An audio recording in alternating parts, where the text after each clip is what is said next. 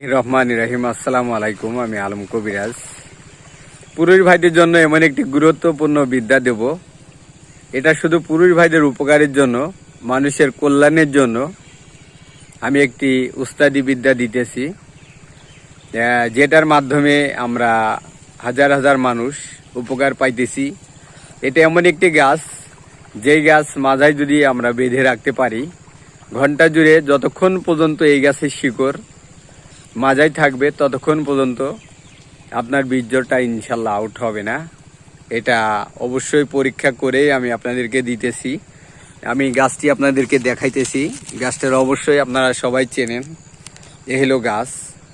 গাছটির নাম হলো তেঁতুল গাছ। তেঁতুলের চারা বলা হয় আফুলা তেঁতুল গাছ।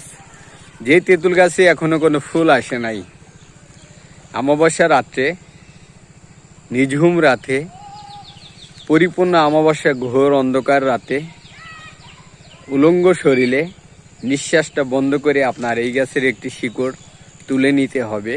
তোলার আগে আপনি মন্ত্রপুত করবেন, হে সত্যযুগের গাছ, তুমি কলিযুগে জাগো, আমার বীর্য স্তম্ভনের কাজে লাগাই, সে কাজে লাগো। নিঃশ্বাসটা বন্ধ করে এক টানে শিকড়টি তুলে নেবেন। এটা কিন্তু একটি চারা গাছ। শিকড়টি তুলে যদি মাথায় বাঁধতে পারেন, এমন কোনো নারী নাই পৃথিবীতে জন্মগ্রহণ করছে 1 থেকে 2 ঘন্টার আগে আপনার বীর্যটা আপনার লিঙ্গ থেকে বাইর করে দেবে।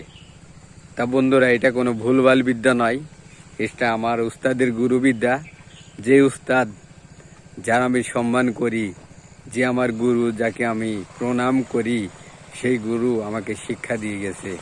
আমার 120 জন উস্তাদের ভিতরে সে একজন সম্মানের উস্তাদ।